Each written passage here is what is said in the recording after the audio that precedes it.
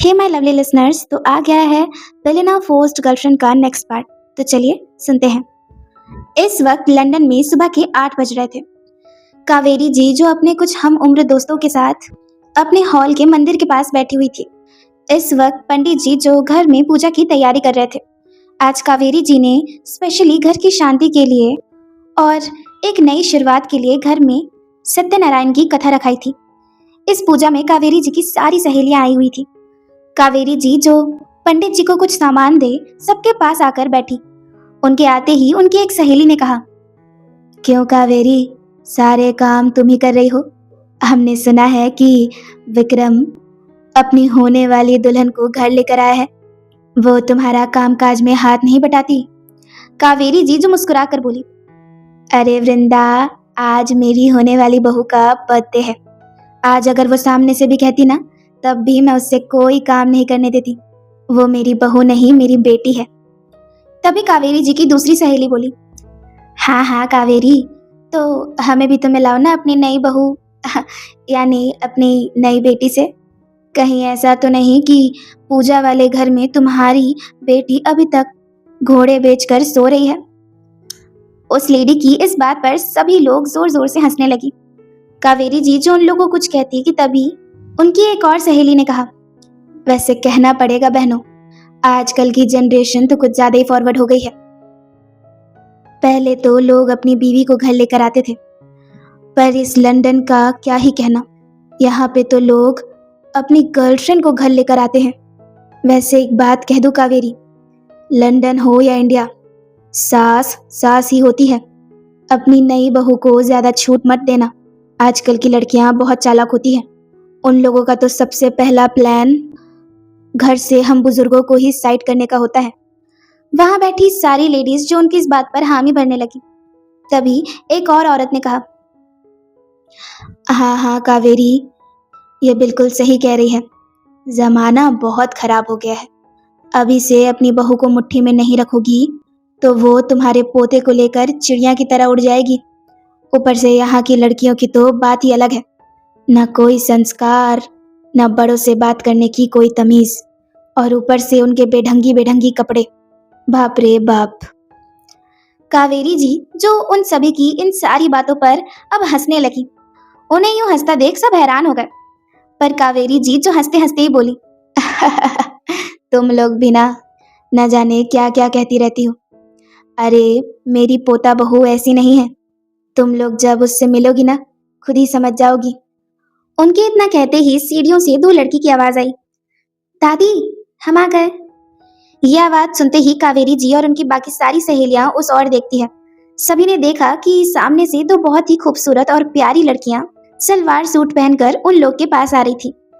इस वक्त प्रिया ने ग्रीन कलर का सूट पहना हुआ था, तो वही नताशा ने भी उससे ही मैचिंग येलो कलर का सूट पहना हुआ था। दोनों बहुत ज्यादा प्यारी और खूबसूरत लग रही थी। उन दोनों को ऐसे कपड़ों में आता देख दादी खुशी और गर्व से बोली, क्या कह रही थी तुम लोग? आजकल की लड़कियों के बेढंगी कपड़े होते हैं। जरा देखो तो मेरी होने वाली बहू इस येलो सूट में कितनी प्यारी लग रही है। कावेरी जी की इस बात पर सभी लोग हामी भर रहे थे। तभी नताशा और प्रिया उन लोगों के पास आई। नताशा और प्रिया ने पूजा के लिए ही सिंपल सा सूट पहना हुआ था और कानों में बड़े बड़े झुमके डाले हुए थे जो उनके पूरे लुक को कंप्लीट कर रहे थे। उन दोनों के बाल हमेशा की तरह खुले ही थे, जिसकी वजह से वो लोग और प्यारी और खूबसूरत लग रही थी। तभी एक औरत जो कावेरी जी की तरफ देखकर बोली, अरे कावेरी, इन दोनों लड़कियों में से तुम्हारी होने वाली बहू कौन सी है? कावेरी जी जो मुस्कुराकर अपनी जगह से उठी और फिर प्रिया और नताशा के बीच जाकर बोली, ये प्रिया है और ये मेरी होने वाली बहू नताशा। आज इसी का बर्थडे है। आज की ये पूजा भी मैंने इसी के लिए रखी है। प्रिया और नताशा जो अपने चेहरे पर हल्की सी मुस्कुराहट के साथ हाथ जोड़कर सभी को नमस्ते करती है। तभी पंडित जी बोले, आप सब लोग तैयार हो जाइए, कथा का वक्त हो रहा है। उनकी इस बात पर कावेरी जी बोली, प्रिया, नताशा, तुम दोनों कथा में बैठोगी ना? नताशा जो मुस्कुरा कर बोली, हाँ हाँ दादी, जरूर बैठेंगे। कथा सुनने के लिए तो हम दोनों जल्दी से नहा धोकर तैयार होकर यहाँ आए हैं। नताशा की इस बात पर कावेरी जी थोड़ा मुस्कुराने लगी। वो लोग तीनों सभी के साथ नीचे बिछे हुए गद्दों पर बैठ जाती हैं। पंडित जी जो अब कथा शुरू कर देते हैं। कथा करीब 2 घंटों तक चली। सभी ओल्ड वुमेन्स के साथ साथ नताशा और प्रिया भी कथा को काफी एंजॉय कर रही थी।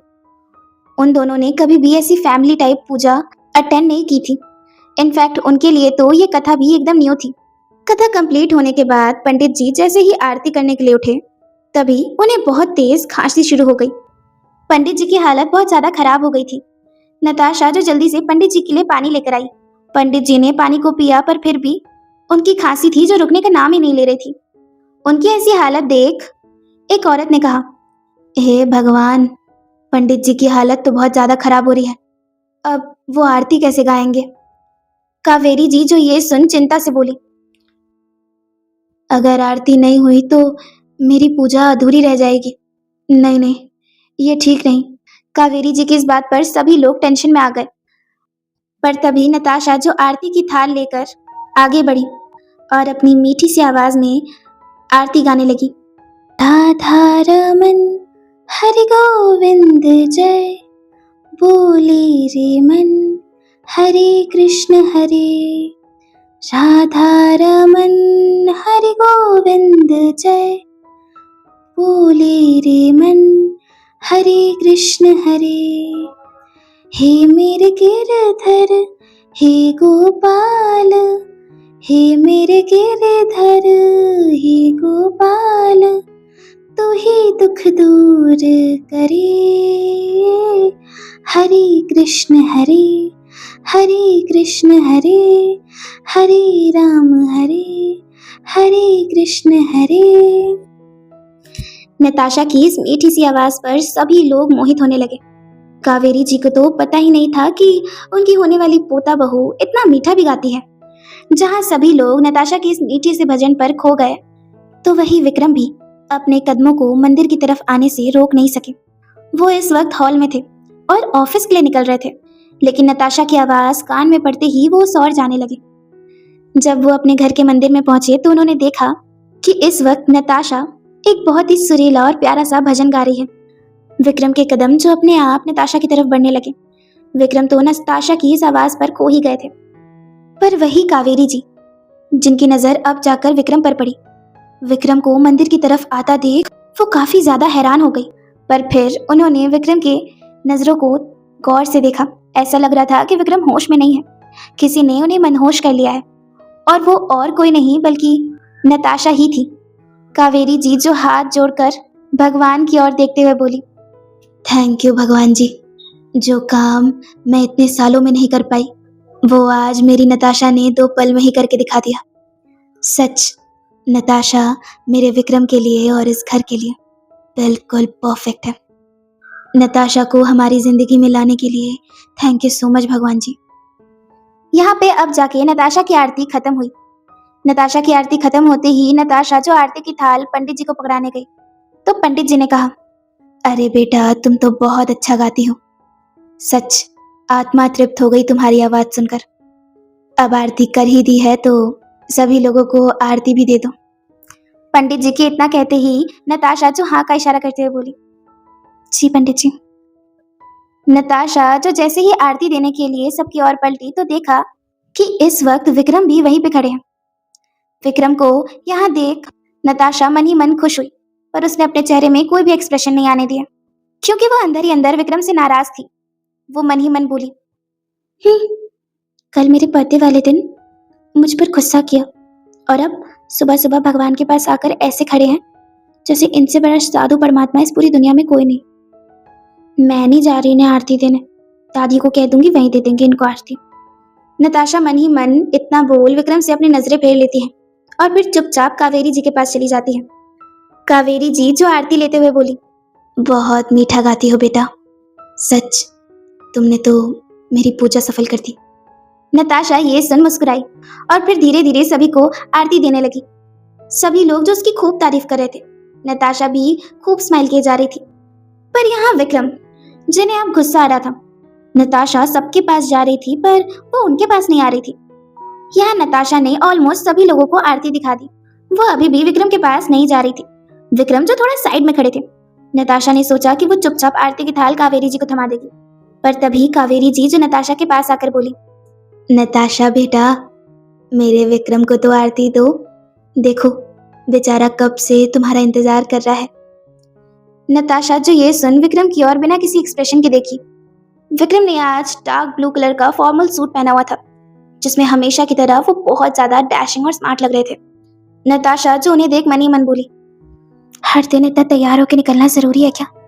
पट तो गई हूं मैं, और किसे पटाना ही नहीं। हे भगवान, नताशा हाथों में आरती की थाल लिए ये मनी मन तो कैसे अश्लील विचार ला रही है। सच पापी कहीं की, दीवानी हो गई है तो इनके प्यार में। अब चल इन्हें आरती दे दे, नहीं तो ये वापस नाराज हो जाएंगे। नताशा जो ये सोच उनकी तरफ जाने लगी।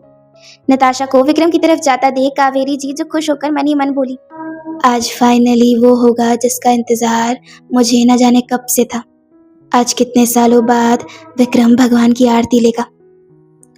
कावेरी जी जो ये सोच सोचकर खुश हुए जा रही थी, पर यह नताशा जो विक्रम के पास आ गई थी।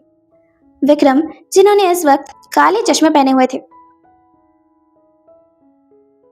नताशा जो उनकी आंखों को देख नहीं पा रही थी, पर उनके फेशियल एक्सप्रेशन को भी देखकर नताशा कुछ नहीं समझ पा रही थी कि वो आरती क्यों नहीं ले रहे हैं। नताशा जो धीमे से बोली, विक्रम आरती लीजिए ना, सभी लोग हमें ही देख रहे हैं, जल्दी ले लीजिए। पर नताशा के इतना कहते ही विक्रम जिन्होंने सबकी तरफ एक नजर देखा। अब विक्रम का रुतबा और ठाठ था ही ऐसा कि बूढ़ी बूढ़ी दादियां भी उनके सामने कुछ नहीं कहती थी। विक्रम जो सभी को एक नजर देखते हैं और फिर नताशा के हाथ से आरती की थाल ले लेते हैं। नताशा थोड़ा शॉक हुई, पर विक्रम जो आरती की थाल ले जाकर पंडित जी को वापस दे दिया और फिर नताशा की कलाई पकड़ उसे वहां से चुपचाप लेकर जाने लगे। नताशा जो हैरान तो थी, पर वो कुछ नहीं बोली और चुपचाप उनके साथ जाने लगी। पर यहाँ विक्रम के ऐसा करते ही सभी दादियां जोर जोर से हंसने लगी। उनमें से एक दादी जो हंसते हंसते कावेरी जी को बोली, अरे कावेरी, तुम्हारे विक्रम को तो सबर ही नहीं है। करा दो, जल्दी जल्दी शादी करा लो। देखना बहुत जल्द परपोते का भी सुख भोग लोगी। इतना कहते ही वो सभी वापस से हंसने लगी। कावेरी जी जो उन लोग की तरफ देख थोड़ा मुस्कुराई, पर फिर खुद ही मन बोली, मैं जानती हूँ विक्रम कि तुमने आरती क्यों नहीं ली, पर कोई बात नहीं। आज नताशा की वजह से तुम खुद चलकर मंदिर आए हो। देखना धीरे धीरे नताशा तुम्हें पूरी तरीके से बदल देगी। मेरे पोते की बेरंग जिंदगी में भी रंग आ जाएंगे। वो तुम्हें जीना सिखाएगी विक्रम, और तुम्हारे अंदर के सारे दुखों को हटाकर तुम्हारे दिल पर राज करेगी। यहाँ कावेरी जी जो ये सब सोच सोचकर खुश हुए जा रही थी। तभी प्रिया जो उनके पास आकर बोली, दादी लगता है आज की पूजा से आप कुछ ज्यादा ही खुश हैं। कावेरी जी बोली, खुश तो होंगी ही ना।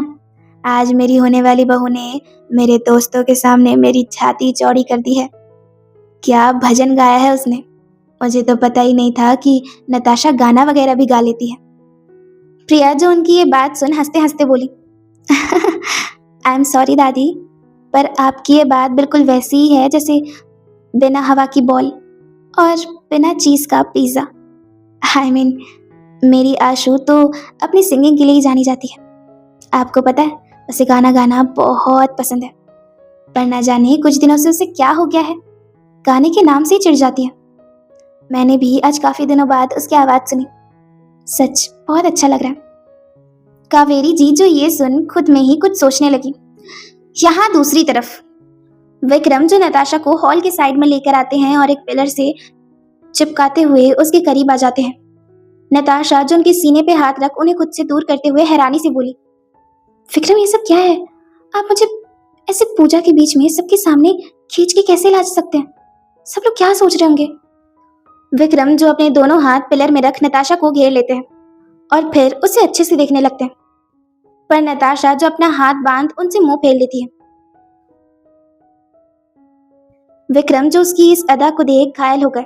वो अपने एक हाथ से नताशा के बालों को कान के पीछे करते हुए बहुत प्यार से बोले, मेरी जान आज बहुत सुंदर लग रही है। वैसे कौन सा गाना गा रही थी, जरा मैं भी तो सुनो। नताशा जो उनकी तरफ गुस्से में देखते हुए बोली, गाना सुनाना तो बहुत दूर की बात, मैं आपसे बात तक नहीं करूंगी। विक्रम जो एक तीखी सी स्माइल लेकर उसके चेहरे पर अपनी उंगलियों को बहुत ही सॉफ्टली चलाते चलाते बोले, क्यों मेरी जान, कल का सरप्राइज पसंद नहीं आया? कोई गलती हो गई हो तो बताओ, मैं फिर से ठीक कर सकता हूँ। इतना बोल विक्रम नताशा के और क्लोज आने लगे। नताशा जो ने हल्का सा धक्का मार खुद से दूर करते हुए बोली, बहुत प्यार आ रहा है अभी आपको।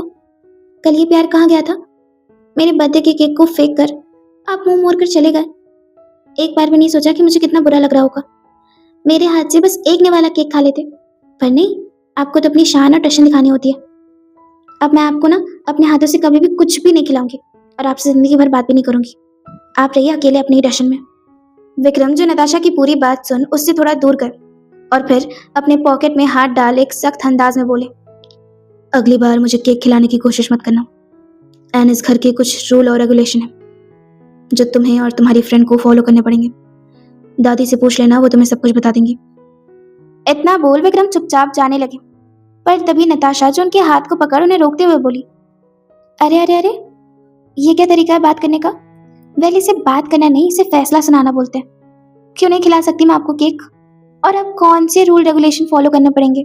इतना कुछ तो फॉलो करती हूँ मैं, पर आपके रूल और रेगुलेशन खत्म होने का नाम ही नहीं लेते। आप ना मुझसे ऐसे नजरें चुराकर भाग नहीं सकते। आपको मुझे एक प्रॉपर रीजन देना होगा कि आप मेरे हाथों से केक क्यों नहीं खा रहे थे। आफ्टर ऑल मेरा बर्थडे है और दुनिया में ना केक सबको पसंद आता है। आप ये अजूबा बन के घूम रहे। विक्रम जो बार बार केक वाली बात सुनकर अपने गुस्से को कंट्रोल करने की कोशिश कर रहे थे, पर यहाँ नताशा के बार बार बोलने की वजह से वो चिढ़ गए। वो नताशा की तरफ गुस्से से पलटे और उसी सख्त अंदाज में कहा, तुम्हें जो सोचना है तुम सोचो। तुम्हारा बर्थडे है तो इसका मतलब ये नहीं कि तुम सर पे चढ़ जाओगी। कुछ सवालों के कोई जवाब नहीं होते, समझी? इतना बोल विक्रम वहां से गुस्से में चले गए। नताशा जो उनके ऐसे रिएक्शन को देख वापस हैरान हो गई।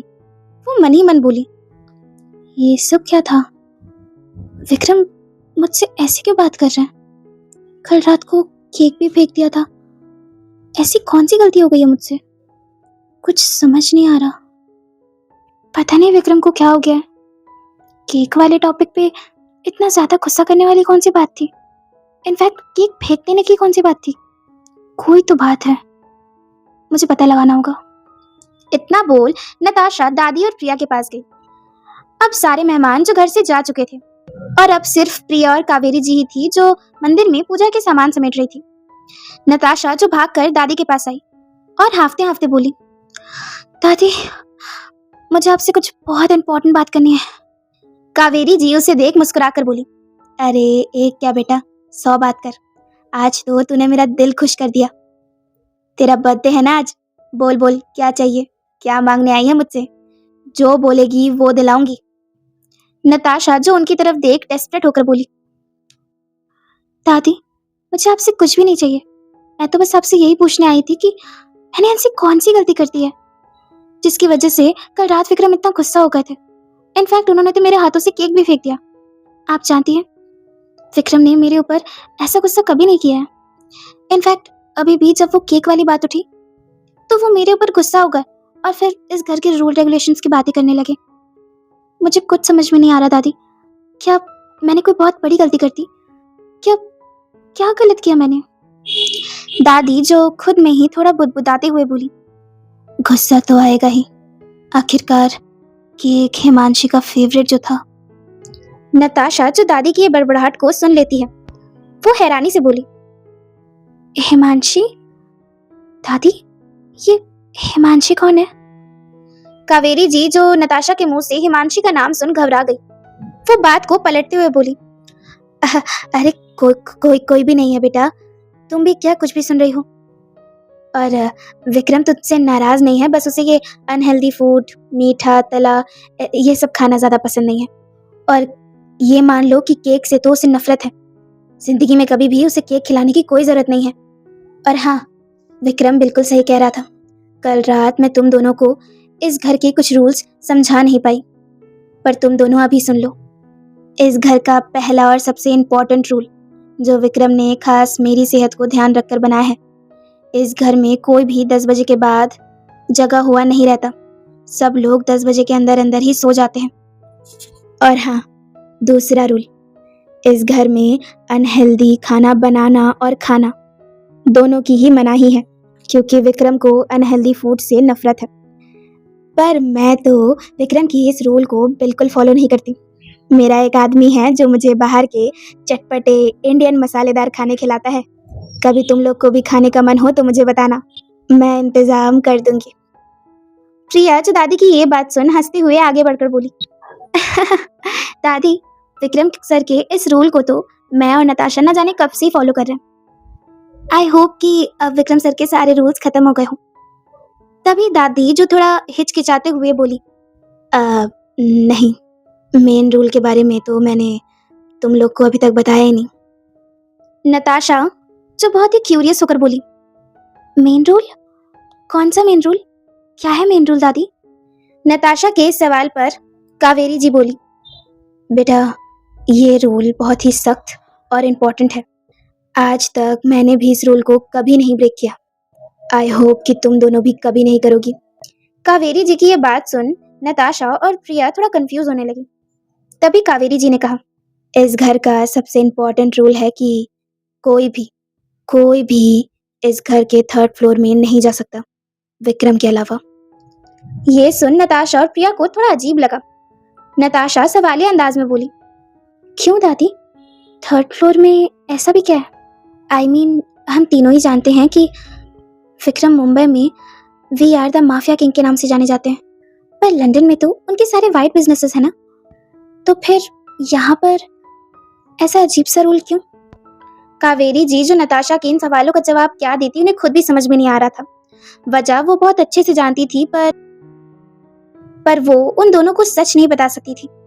कावेरी जी बात को पलटते हुए बोली, अरे बेटा, अब उस लड़के के मन में क्या चलता है और क्या नहीं वही जाने, पर तुम दोनों बस इतना जान लो कि भूल से भी विक्रम के इस रूल को मत तोड़ना। कभी भी 3rd फ्लोर की तरफ मत जाना।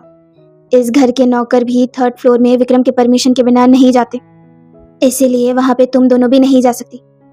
अब चलो, मैंने ब्यूटिशियंस को घर बुलाया है, शाम की ग्रैंड पार्टी के लिए वो लोग हमें तैयार कर देगी। भूल जाओ इन सारी बातों को। नताशा बेटा, आज तुम्हारा बर्थडे है, तुम बस उसी पे ध्यान दो, ठीक है ना? नताशा जो हल्की सी स्माइल के साथ अपने सर को हाँ में हिला देती है। कावेरी जी और प्रिया तो वापस पूजा का सामान समेटने लगी, पर वही नताशा जो कृष्ण भगवान की मूर्ति की तरफ देख उनसे प्रार्थना करते हुए बोली, हे भगवान, आप अच्छे से जानते हैं कि मैं विक्रम से कितना प्यार करने लगी हूँ, पर अब मैं ये भी समझ रही हूँ कि इस घर में कोई तो राज है जो मुझे नहीं पता। भगवान जी, मेरी आपसे बस इतनी विनती है कि राज कोई भी हो, पर उसका असर मेरे और विक्रम की आने वाली जिंदगी पर ना आए। लाइफ में अब जाकर सब कुछ ट्रैक पर आया, हमारी जिंदगी की गाड़ी पे अब कोई भी ब्रेक ना आए भगवान जी, प्लीज। नताशा जो इतना सा प्रार्थना कर कावेरी जी की बातों को सोचने लगी। वो मन ही मन बोली, कौन है ये हिमांशी? मैंने अच्छे से सुना था कि दादी ने हिमांशी कहा था, किससे पूछूं? यहाँ दूसरी तरफ लंदन एयरपोर्ट में एक बहुत ही चार्मिंग इंसान जिसने कॉफी कलर का सूट पहना हुआ था। उसके कपड़े काफी फॉर्मल थे और वो दिखने में अच्छा खासा यंग लग रहा था। उसकी उम्र करीब 27-28 साल होगी। वो जैसे ही एयरपोर्ट से बाहर निकला तो एक ड्राइवर उसके पास जाकर कहता है, गुड मॉर्निंग सर, मुझे यहाँ पर आपके डैड ने भेजा है। उस ड्राइवर की ये बात सुनते ही उस शख्स ने अपने लगेज को ड्राइवर की तरफ फेंका और सीधा जाकर कार की बैक सीट पर बैठ गए। ड्राइवर जानता था कि ये एक बहुत ही खड़ूस टाइप का इंसान है। उसने ज्यादा देरी नहीं की और जल्दी से कार के पास गया और डिक्की में सारा लगेज रखकर ड्राइविंग सीट पर बैठा और कार स्टार्ट कर दी। ड्राइवर जो ड्राइव करते हुए अपने कार की बैक मिरर से उस इंसान को देख रहा था, जिनके चेहरे में एक हंसी थी और नजरें उनकी टैब पर टिकी हुई थी। ड्राइवर जो अपने मन में बोला, कैसा अजीब सा इंसान है, कब से लगातार अपने टैब पर ही देखे जा रहा है और अजीब तरीके से मुस्कुराया जा रहा है, कोई काम तो कर नहीं रहा है, पता नहीं क्या ही देख रहा होगा। उस ड्राइवर की बात सच्ची थी। वो आदमी कोई काम नहीं कर रहा था, बस अपने टैब में एक तस्वीर को देखे जा रहा था। वो तस्वीर और किसी की नहीं बल्कि नताशा की थी। नताशा जो उस तस्वीर में रेड कलर की साड़ी में थी। ये दिखने में कोई नॉर्मल तस्वीर नहीं लग रही थी, बल्कि किसी फुटेज का स्क्रीनशॉट लग रहा था। उस आदमी ने अचानक से ही नताशा के चेहरे पर जूम किया और उस टैब को हल्का सा किस करते हुए बोला, कितने वक्त से ढूंढ रहा हूं तुम्हें, कहाँ गायब हो गई हो तुम? तुम्हें अपना बनाने के लिए, तुम्हें पाने के लिए मेरा पूरा जिस्म तड़प रहा है। बस एक बार मिल जाओ, फिर ये तंश कपूर तुम्हें एक पल के लिए भी खुद से दूर नहीं जाने देगा। ये इंसान और कोई नहीं बल्कि तंश थे। तंश जो इतने दिनों से इंडिया में ही थे। इतने दिनों में उन्हें एक पल का भी चैन नहीं आया। वो पूरे मुंबई में पागलों की तरह नताशा को ढूंढ रहे थे, पर नताशा जो उन्हें अब तक नहीं मिली थी। उन्हें समझ नहीं आ रहा था कि इस लड़की को आसमान निगल गया या वो जमीन में गड़ गई। आखिर एक लड़की ऐसे अचानक से गायब कैसे हो सकती है? उन्होंने बहुत सोर्सेस लगाए पर नताशा का पता कहीं भी नहीं चला। तंश जो अपने टैब पर नताशा को देखते हुए बोले, एक तो तुम मुझे मिल नहीं रही हो, और ऊपर से मेरा वो डैड, न जाने वो कब समझेगा कि मेरी खुशी बिजनेस में नहीं, मेरी खुशी तो तुम में है, सिर्फ तुम में जाने मन। इतना बोल तंश जो नताशा की पिक्चर्स को देखने लगे, लेकिन तभी उनका फोन रिंग होता है। वो फोन की तरफ देख गुस्से में बोले, शैतान का नाम लिया और शैतान हाजिर। इतना बोल उन्होंने कॉल को पिक कर लिया। ये फोन कॉल और किसी का नहीं बल्कि इंडिया से उनके डैड मिस्टर राज कपूर का था। तंश जो फोन पिक करके बोलते हैं, बोलिए डैड। तुम अभी कहाँ हो तंश? तंश के डैड जो ये बात काफी गुस्से में बोलते हैं, पर तंश को इनसे कुछ खास फर्क नहीं पड़ता। वो आराम से बोले, लंदन में हूँ, आप ही ने तो कहा था कि यहाँ चले आओ। फोन पे राज कपूर जो गुस्से में चिल्लाते हुए बोले, शट अप, तुम अभी अभी लंदन पहुंचे हो, जबकि मैंने तुम्हें 2 दिन पहले ही लंदन जाने के लिए कहा था। आखिर मुंबई में तुम्हें ऐसा कौन सा काम था जिसकी वजह से तुम्हें इतना डिले करना पड़ा? मैं भी तो सुनूं। तंश जो अपनी आईज रोल करते हुए बोले, डैड रिलैक्स, था मुझे कोई इंपॉर्टेंट काम, इस छोटी सी बात पर ज्यादा बड़ा इशू बनाने का जरूरत नहीं है। वैसे भी आज का दिन तो और ज्यादा स्पेशल है। आप तो राठौर्स के साथ कोलैब करना चाहते हैं ना? आज का दिन तो देखिए, हमें कोलैब करने के लिए कोई अपॉइंटमेंट की भी जरूरत नहीं है। आज राठौर फैमिली में एक बहुत बड़ी पार्टी होने वाली है, जिसमें आपको भी तो इनवाइट आया है। आपके बदले मैं चला जाऊंगा और पार्टी के बहाने उनसे डील की बातें भी कर लूंगा। तंश का ये ओवर कॉन्फिडेंस देख राज बोले, जिस इंसान को तुम इतनी आसानी से कन्विंस करने का सोच रहे हो ना, वो कोई आम इंसान नहीं है, पूरे एशिया का जाना माना बिजनेसमैन है, विक्रम राठौड़। लोग उन्हें वीआर भी कहते हैं। इतने साल से बिजनेस कर रहा हूँ, पर आज जाकर कहीं मुझे उनसे मिलने का मौका मिला है। तुम्हें क्या लगता है उनकी इतनी बड़ी पार्टी मैं मिस कर दूंगा? नोटिस कितना ही शॉर्ट क्यों ना हो, पर ये राठौर्स की पार्टी है। इसमें जाना और सभी से मिलना हमारे लिए बहुत इंपॉर्टेंट है। मैं भी अभी एयरपोर्ट ही आया हुआ हूँ, उम्मीद है कि शाम तक लंदन पहुंच जाऊंगा। और जहां तक बात रही तुम्हारे इंपॉर्टेंट काम की, तो मुझे अच्छे से पता है कि आजकल तुम्हारा कौन सा इंपॉर्टेंट काम चल रहा है। ये लड़कियों का पीछा छोड़ो और काम पर ध्यान दो। लड़कियां 1000 मिलेंगी, पर डील्स बार बार नहीं मिलेगी, समझे? आज शाम को टाइम पे पहुंच जाना। अगर पार्टी में तुम्हारी वजह से कोई भी हंगामा या तमाशा हुआ तो मैं बता देता हूँ, मैं बर्दाश्त नहीं करूंगा। इतना बोल के तंश के डैड फोन कट कर देते हैं। तंश जो गुस्से में आ गए और अपने फोन को सीट में फेंकते हुए बोले, डील्स मिल जाएगी डैड, पर इस लड़की का मिलना मेरे लिए सबसे ज्यादा इंपॉर्टेंट है। मैं अच्छे से जानता हूँ कि नताशा मुंबई में ही है, बस आपकी वजह से मुझे यहाँ आना पड़ा। जल्दी से शाम की पार्टी अटेंड करता हूँ और यहाँ से निकलता हूँ, क्योंकि मुझे नताशा को जल्द से जल्द ढूंढना पड़ेगा, क्योंकि नताशा सिर्फ और सिर्फ मेरी है, और तंश कपूर जिसे चाहता है ना, उसे पाकर रहता है। ये बात मैं तुम्हें बहुत जल्द समझा दूंगा, नताशा। इतना बोल तंश जो वापस काफी जुनूनियत और दीवानियत से नताशा की फोटोज को देखने लगे। आगे बैठे ड्राइवर ने उनकी सारी बातें सुन ली थी। वो ड्राइवर जो अपने मन ही मन बोला, क्या आदमी है ये, सुबह सुबह कौन ड्रिंक करता है? सच भैया, लड़की का मामला है, दीवाना तो बनना ही था, आधा टाइम तो नशे में ही डूबा रहता है। पता नहीं कैसे ढूंढेगा उस लड़की को, इसके ढूंढते ढूंढते तो वो लड़की हाथ से निकल भी जाएगी। इतना बोल वो ड्राइवर खुद में ही हंसने लगा। यहाँ तंश कपूर और उनके डैड को भी राठौर्स की पार्टी का इनवाइट आया था। अब वीआर यानी विक्रम राठौर एशिया के जाने माने बिजनेसमैन थे।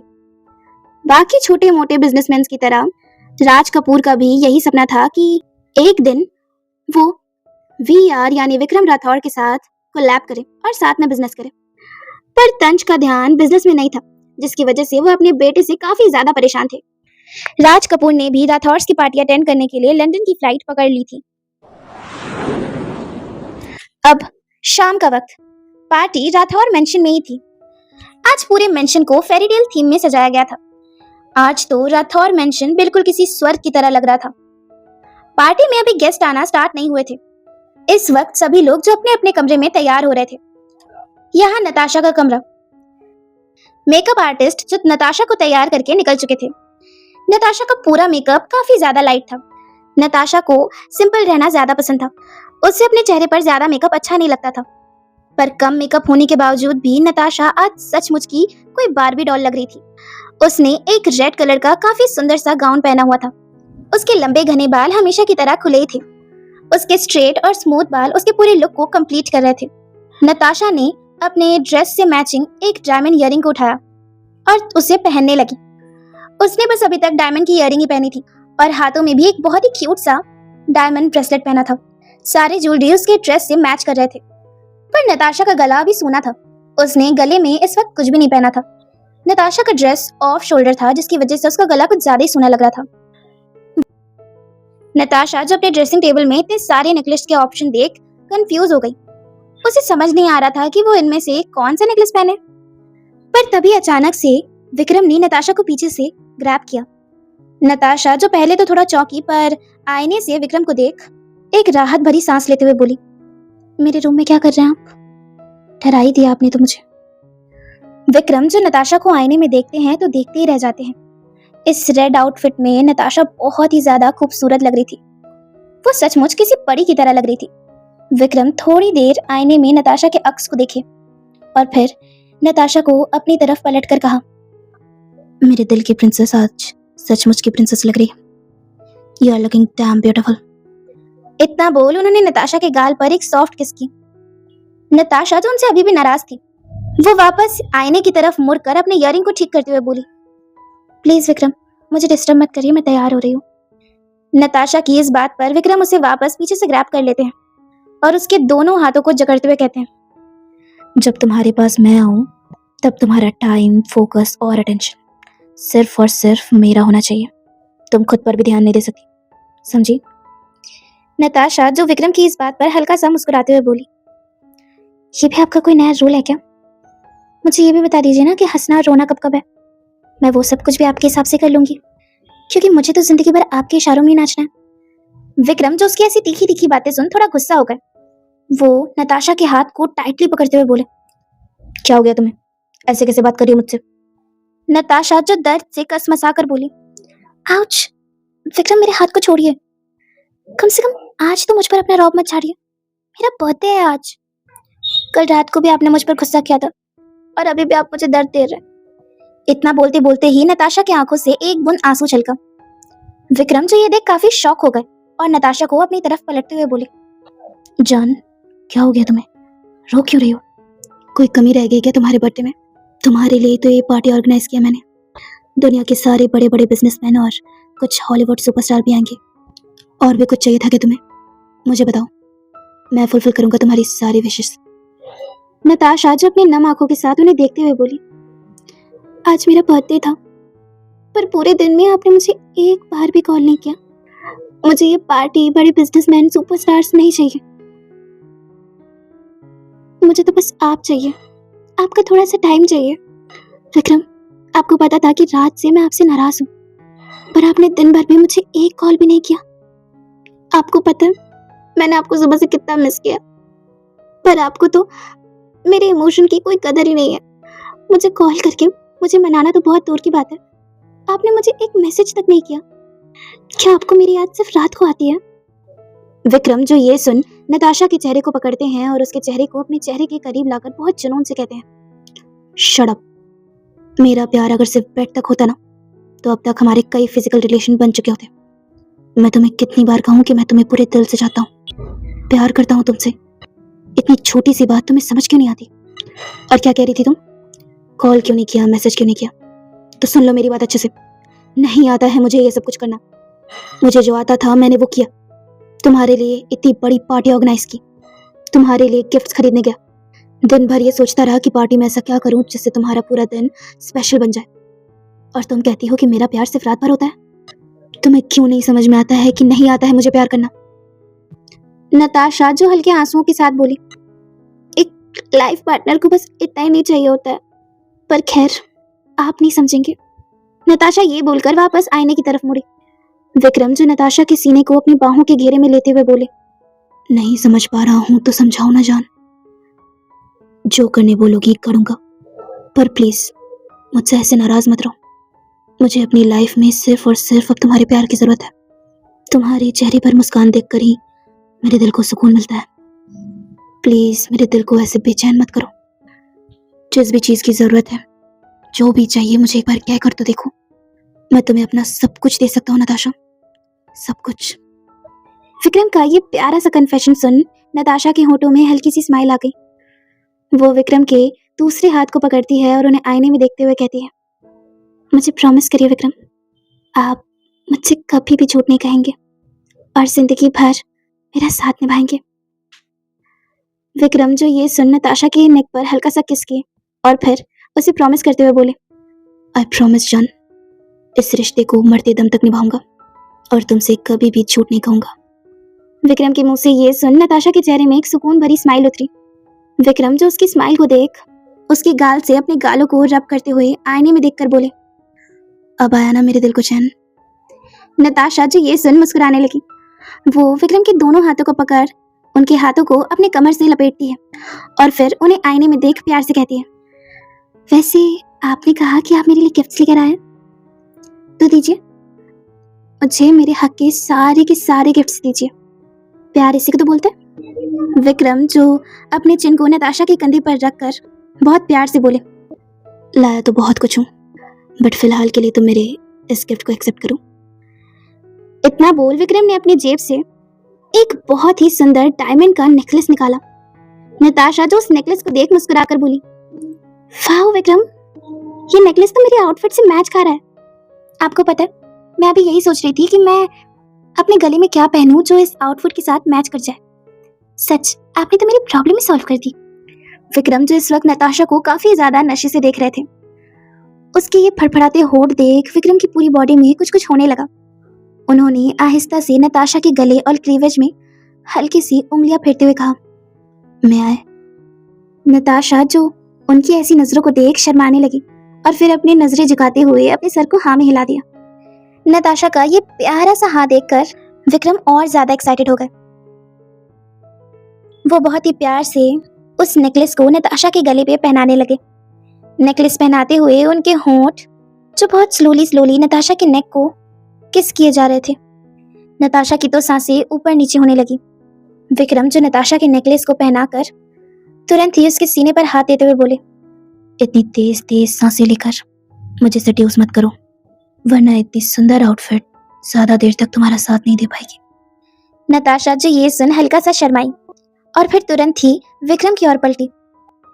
उसने अचानक से विक्रम के गाल पर एक सॉफ्ट किस की और फिर तुरंत ही अपने चेहरे को उनके सीने पे छुपाते हुए कहा, I love you Vikram. Natasha का ऐसा लव कन्फेशन उन्हें काफी ज्यादा क्यूट लगा। वो नताशा को अपनी बाहों में अच्छे से भरते हुए बोले, I am so sorry Natasha, मैंने तुम्हारी बर्थडे का आधा दिन वेस्ट कर दिया, बट ट्रस्ट मी, आज की ये पार्टी तुम्हारे लिए यादगार रहेगी, क्योंकि मेरे पास तुम्हारे लिए एक बहुत बड़ा और अमेजिंग सरप्राइज है। आखिर क्या सरप्राइज देंगे विक्रम नताशा को, और क्या होगा जब पार्टी में एंट्री होगी तंश कपूर की? नताशा कैसे सामना करेगी अपने डैड का?